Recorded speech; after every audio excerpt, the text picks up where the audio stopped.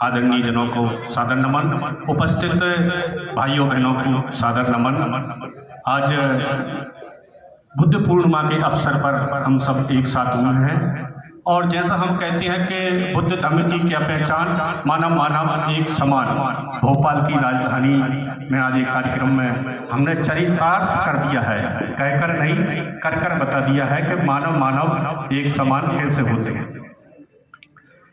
त्रिगुण पावन पूर्णिमा के संबंध में मैं 3 बातें ही कहूँगा क्योंकि समय बहुत कम है। त्रिगुण पावन पूर्णिमा इसको क्यों कहते हैं? क्योंकि सिद्धार्थ राजकुमार का जन्म वैशाख पूर्णिमा के दिन ही हुआ था और जंगल में हुआ था। एक महत्वपूर्ण गुण है, इसके पीछे बहुत सारी बातें आपको आप पढ़ोगे तो उसमें मिल जाएंगी, लेकिन कुछ जन्म से संबंधित ऐसी बातें भी आ गई हैं जिनको बाबा साहब ने शोधन करते हुए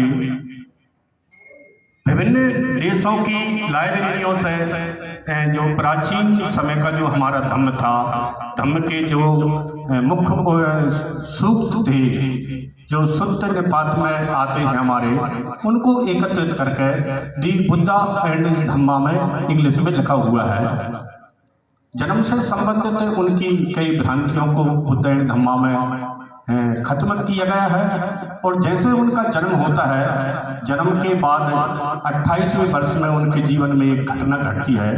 वह मानव जीवन के कल्याण के लिए अपने ही पिता के राज्य में जन विद्रोह करते हैं।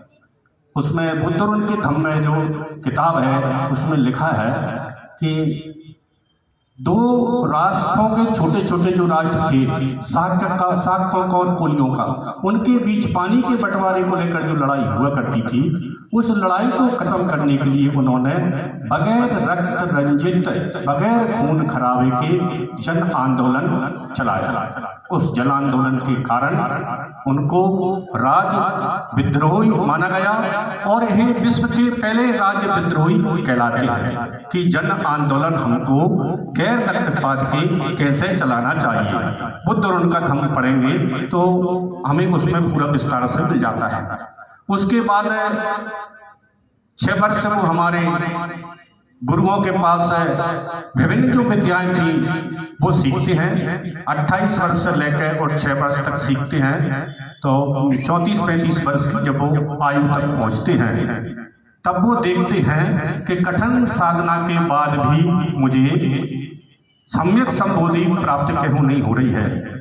जब वो देखते हैं और सुजाता की खीर का भी उसमें वर्णन आता है, मैं ज़्यादा जानना नहीं चाहता हूँ, मुख्य कारण बताना चाहता हूँ। जब वो सम्यक संबोधि के लिए ध्यान करने बैठते हैं तो उन पर जो हमारे विचार, जो एक अच्छे विचार आते हैं और एक गलत विचार आते हैं, जो इम्प्योरिटीज होती हैं, दिमाग की अशुद्धियाँ होती हैं, वो हावी होती हैं और उन पर भी वो हावी हुई। इस कारण से उन्होंने देखा कि मेरा सही से दिमाग क्यों नहीं लग रहा है, सम्यक समाधि मेरी क्यों नहीं लग रही है। तो उन्होंने देखा कि मैं भूखा हूँ, तो उन्होंने कहा कि पहले मुझे भोजन ही कर लेना चाहिए। भोजन करने के बाद जब वो दिमाग लगा कर बैठते हैं तो और उसमें आगे वर्णन आता है कि जो मार पुत्र हैं उनकी मार होती है, उन पर बार बार दिमाग पर उनके पे हथौड़ा चलता है। तो सिद्धार्थ राजकुमार कहते हैं कि अब मैं आपको समझ गया है, अब आपके में बस में नहीं आने वाला, अब मुझे सम्यक संबोधि प्राप्त होकर ही रहेगी।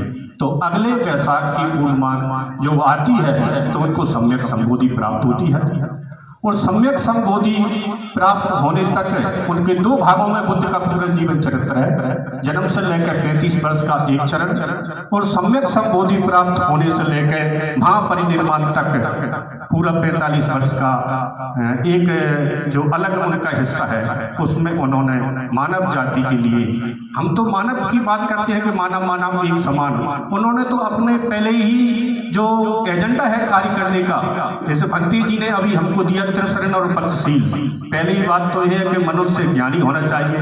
दूसरी बात, जो अच्छा मार्ग है, मानवों के कल्याणकारी है, हम उसकी शरण में जाते हैं। तीसरा, जो हम शरण ने कहा कि संगम शरणम गच्छामि, जो अच्छे धम्म के अच्छे मार्ग पर अच्छा संग चल रहा है, उस संग का हमें अनुसरण करना चाहिए। और वो अच्छा संग है हमारा पूज्य भिक्खु संघ। भिक्खु संघ के मार्गदर्शन में हमें मानव के लिए प्यार करना चाहिए। ये मानव की बात हुई। लेकिन जो पंचशील का जो पहला सील आता है, वो प्रिंसिपल ऑफ द हेड है, पानाति पाता बेरा मणि सिक्का पदम समाधिया की, जो बत्ते जी ने हमें बताया, उसमें प्राणी मात्र की बात कही गई है कि किसी भी प्राणी से वो हमको हताहत नहीं करना चाहिए। धार्मिक पवित्रता की आड़ में हमें किसी भी की हताहत करने की आवश्यकता नहीं है। बाबा साहब बुद्ध उनके धम्म में लिखते हैं कि need to kill will to kill.